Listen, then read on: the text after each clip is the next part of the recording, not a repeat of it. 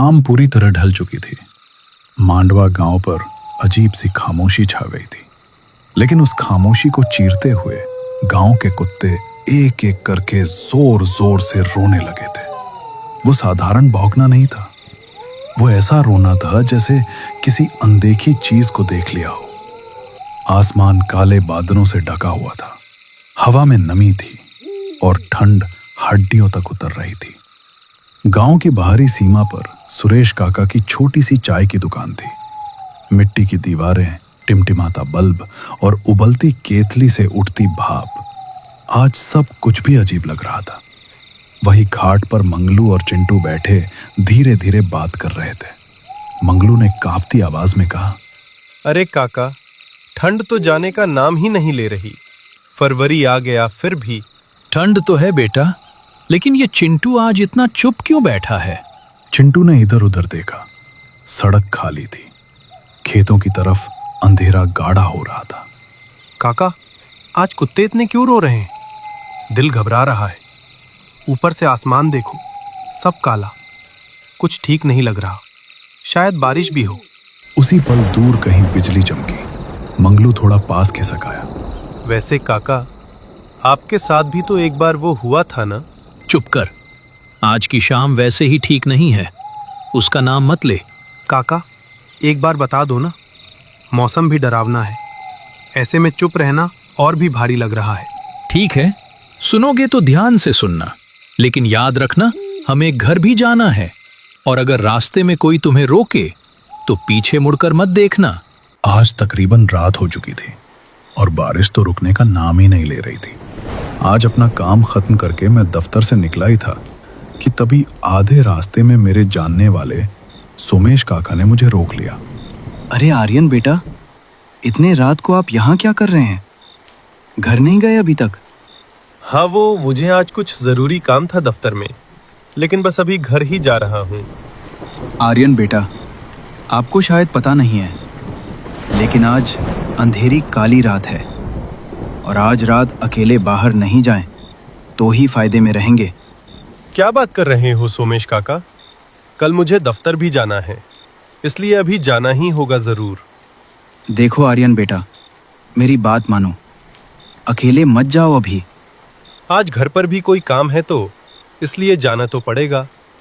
अच्छा तो एक काम करो, थोड़ी देर रुक जाओ, मेरी यहाँ ड्यूटी खत्म हो जाए, फिर हम दोनों साथ चले जाते हैं। अरे काका, काफी लेट हो जाएगा फिर मुझे, और कल काम पर भी जाना है, इसलिए मैं निकलता हूँ। आखिरी बस आती ही होगी, अगर वो छूट गई तो मुश्किल हो जाएगी। अच्छा चलो, शुभ रात्रि काका। अच्छा रुको आर्यन, मैं जानता हूँ कि तुम मुझसे पढ़े लिखे हो और तुम्हें ये काली रात और चलावे पर ज़्यादा भरोसा भी नहीं है। ये पोटली अपने साथ रख लो, ये मुझे मेरी माँ ने दिया था, लेकिन अब तुम रख लो और अपना ख्याल रखना। ठीक है काका, अब मैं जाता हूँ। मैंने वो पोटली अपने साथ रख ली और वहां से निकल गया। रात बहुत थी, बारिश भी थी, लेकिन मैं क्या करता? मेरी नौकरी का सवाल था। रात काली होती जा रही थी। बस स्टैंड काफी दूर था। जाते जाते अच्छा खासा वक्त लग रहा था। आसमान में तेज बिजली कड़क रही थी और बिजली के साथ बारिश की बूंदें चाकू की तरह पूरे जिस्म पर लग रही थी। और थोड़ी देर बाद मैं बस स्टैंड पर पहुंच गया था। वहां पर खड़े होकर मैं गाड़ी का इंतजार करने लगा। बारिश और भी ज्यादा हो गई थी और मेरे आसपास अब कोई भी दिखाई नहीं दे रहा था। वहां पर सिर्फ मैं ही इंतजार कर रहा था। कुछ देर इंतजार करने के बाद मुझे अंदाजा हो गया कि शायद वो आखिरी बस भी निकल चुकी थी। तभी मैंने सड़क पर सामने एक अजीब सी लड़की देखी जो वहां पर बैठी हुई थी। अंधेरा बहुत ज्यादा था, इस वजह से मुझे वो ठीक से दिखाई नहीं दे रही थी। तभी आसमान में जोर से बिजली कड़की, जिससे मेरा ध्यान हट गया। और फिर जब मैंने उस जगह पर देखा तो वहां कुछ नहीं था। ये बात मुझे काफी अजीब लगी। मैं उसी के बारे में सोच ही रहा था कि अचानक वहां पर एक गुलाबी रंग की साड़ी में एक लड़की मेरी तरफ आने लगी। वो वहां पर आकर मेरे साथ ही रुक गई और ऐसा लग रहा था जैसे वो भी बस का इंतजार कर रही हो। क्या हुआ जी? आप इतने डरे हुए क्यों हैं? और इतनी रात को यहाँ क्या कर रहे हो, वो भी अकेले? मुझे डर लग रहा है। डर? किस चीज का डर? मुझे इस रास्ते से और अंधेरी रात से डर लग रहा है। क्या आपको डर नहीं लग रहा? नहीं, मुझे डर क्यों लगेगा? इसमें डरने की क्या बात है? बस रात ही तो है और बारिश है बस। आप बताइए, आप इतने रात को यहाँ क्या कर रहे हैं? और आप कहाँ जा रहे थे? मैं घर जा रही थी, बस के लिए यहाँ इंतजार करने। जब आ रही थी तभी मैंने सड़क के उस पार देखा कि कोई अजीब सी लड़की वहाँ बैठी हुई थी। इसी वजह से मुझे अब डर लग रहा है। उसकी ये बात सुनकर मैं सहम सा गया, क्योंकि अभी थोड़ी देर पहले मेरे साथ भी ऐसा ही हो चुका था। पहले मुझे लगा था कि शायद वो मेरा वहम होगा, लेकिन वो मेरा वहम नहीं था। आपका घर कहाँ है? इस बस्ती के साथ वाली बस्ती में है मेरा घर। अगर आप मेरे साथ वहाँ तक चले जाएं तो अच्छा होगा, क्योंकि बस तो चली गई है और अकेले मुझे डर लग रहा है। ठीक है, मेरे घर का रास्ता भी उसी तरफ जाता है। चलिए, आप मेरे साथ चलिए, मैं आपको आपके घर तक छोड़ देता हूँ। क्या सच में आप मुझे मेरे घर छोड़ देंगे? हाँ, क्यों नहीं। वैसे भी आपका उस सुनसान रास्ते में अकेले जाना ठीक नहीं। चलिए, मैं आपके साथ जाता हूँ। वो लड़की मेरे साथ जाने के लिए तैयार बैठी थी और अब उस सफर पर हम दोनों साथ में निकल पड़े। हम दोनों पूरे रास्ते बातें करते हुए जा रहे थे। मुझे जो पहले थोड़ा डर लग रहा था, अब बिल्कुल भी नहीं लग रहा था। शायद मेरे अकेलेपन की वजह से ही मुझे डर महसूस हो रहा था। हम दोनों पूरे रास्ते बारिश में भीग रहे थे। रास्ते में अजीब अजीब सी आवाजें आ रही थी। एक जगह तो हमें ऐसी आवाजें सुनाई देने लगी जैसे कोई पुरानी कविता गा रहा हो। हम रास्ते पर चलते गए, लेकिन वो आवाजें भी उतनी ही आती रही। फिर हम दोनों एक जगह पर रुक गए। आपने कोई आवाज सुनी? आवाज? कैसी आवाज? अरे, इतनी अजीब सी आवाज, जैसे इस सुनसान जगह में कोई दूर बैठा हुआ पुरानी कविता गा रहा हो। हाँ, तो क्या तुम्हें भी ये आवाजें सुनाई दे रही हैं? मैं तो समझा कि शायद सिर्फ मुझे ही ये आवाजें आ रही हैं। लेकिन छोड़ो, मुझे लगता है कि कोई दूर से ऐसे ही आवाजें होंगी, या शायद बारिश की आवाज होगी। आप डरे मत, कुछ नहीं है। नहीं जी, ये कोई बारिश की आवाज नहीं है। ये तो ऐसी आवाज है जैसे कोई कुछ गा रहा हो या कोई रो रहा हो। मुझे तो डर लग रहा है। अरे, डरने की कोई बात ही नहीं। आप बस मेरे साथ चलें, कुछ नहीं है। आपको शायद पता नहीं है ना, इसलिए आप ऐसा कह रहे हैं। आज काली रात है और सुना है इस काली रात में इस तरह के सुनसान जगहों में छलावा निकलता है। अरे, चीलावा वीलावा कुछ नहीं होता। आप भी इस तरह की फिजूल बातों पर यकीन करते हैं। अब छोड़ें ये सब और आप मेरे साथ चलें। मैं आपको घर तक पहुंचा दूंगा और कोई चीलावा नहीं है। वो खौफनाक आवाजें तो मुझे भी आ रही थी, लेकिन मैंने उस पर ज्यादा ध्यान नहीं दिया।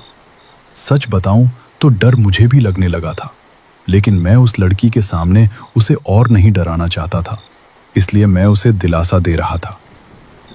इस अंधेरी रात में, इस सुनसान जगह पर, इस रास्ते से क्या आपको डर नहीं लगता? नहीं, इसमें डरने की क्या बात है? बस सिर्फ अंधेरा ही तो है। नहीं, बस सिर्फ अंधेरा नहीं है, यहाँ पर और कुछ है। यहाँ पर हाँ, उसका इतना कहते ही मेरे पैर एकदम रुक गए। और कुछ भी का क्या मतलब? क्या है यहाँ पर? मैंने सुना है कि इस रास्ते पर चीलावा घूमता है, जो अक्सर लोगों को अपनी बातों में डालकर मार देता है। नहीं, मैंने पहले भी कहा कि चीलावा जैसा कुछ नहीं होता। चीलावा वैसा कुछ नहीं होता। ये सब कहने की बातें हैं बस। आपने देखा नहीं है ना, इसलिए आप ऐसी बातें कर रहे हैं। जिस दिन आप सच में देख लेंगे, फिर आप ऐसी बातें नहीं करेंगे साहब जी। तुम तो ऐसे बातें कर रहे हो जैसे कि तुमने सच में कोई चीलावा देखा है। तो बताओ फिर, कैसा दिखता है चीलावा? चीलावा बहुत ही खतरनाक होता है। एक बार किसी को पकड़ ले तो फिर आसानी से नहीं छोड़ता। अगर कोई भी चीलावे के पकड़ में एक बार आ गया तो फिर उसका बचना बहुत मुश्किल है। वो सब तो ठीक है, लेकिन तुमने मुझे बताया नहीं कि क्या तुमने देखा है चीलावा? हाँ साहब जी, मैं चीलावा ही तो हूँ। उसका इतना कहते ही मैं एकदम से रुक गया। मगर ये क्या, लड़की कहाँ गई? मैंने इधर उधर देखा मगर वो कहीं भी नहीं थी। अब मुझे उसकी बातों से डर लग रहा था। मुझे समझ नहीं आया कि वो कोई थी भी और अचानक गायब कैसे हो गई। मैं अब बहुत डरा हुआ था। मेरी सांस मानो थम सी गई थी।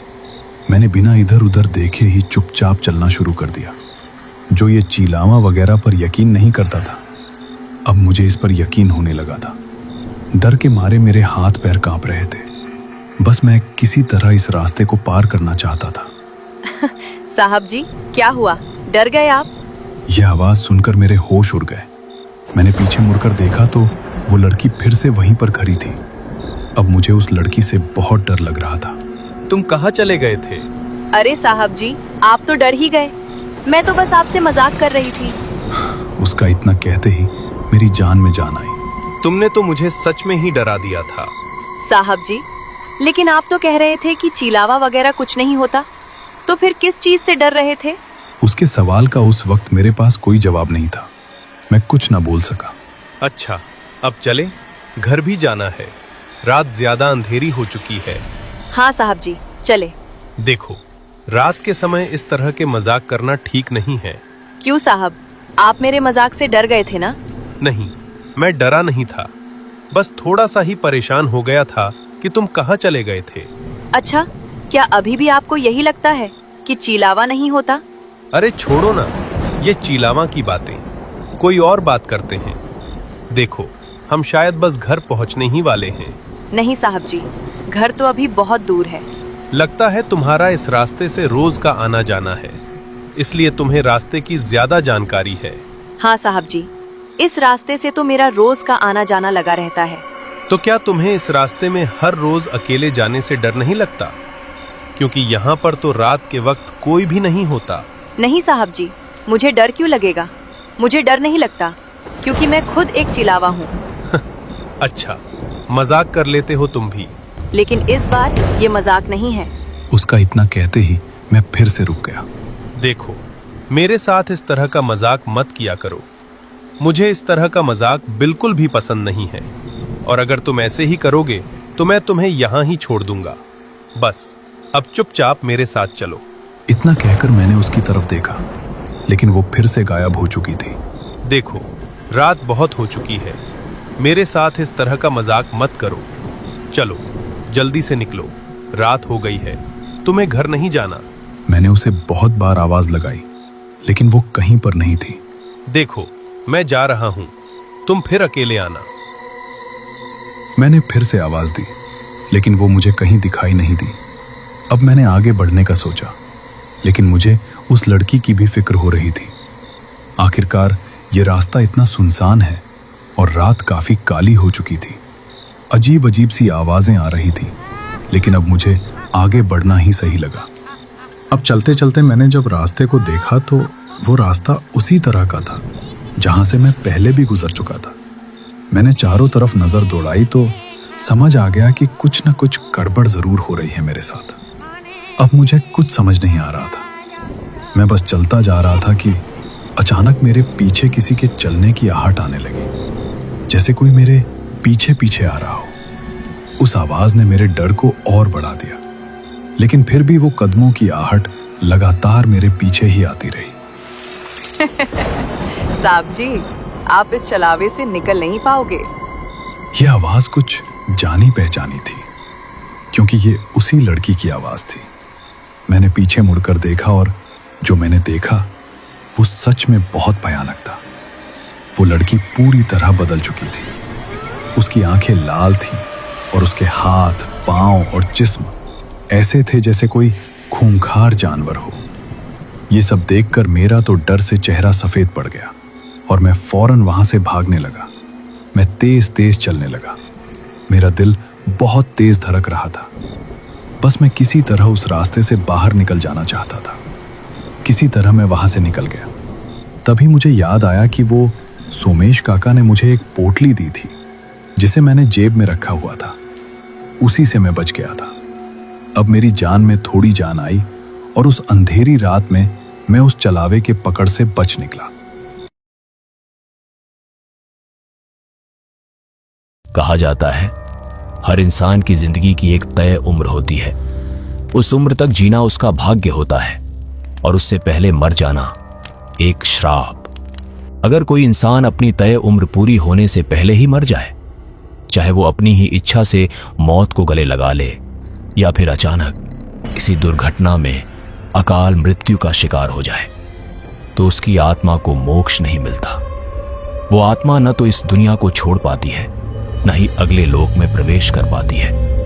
वो बीच में अटक जाती है, अंधेरे और सन्नाटे के बीच अपनी अधूरी जिंदगी, अधूरी इच्छाओं और अधूरे गुस्से के साथ। लोकेश शहर में पढ़ाई करता था और अपने दादाजी की बरसी के कारण अपने गांव आया हुआ था।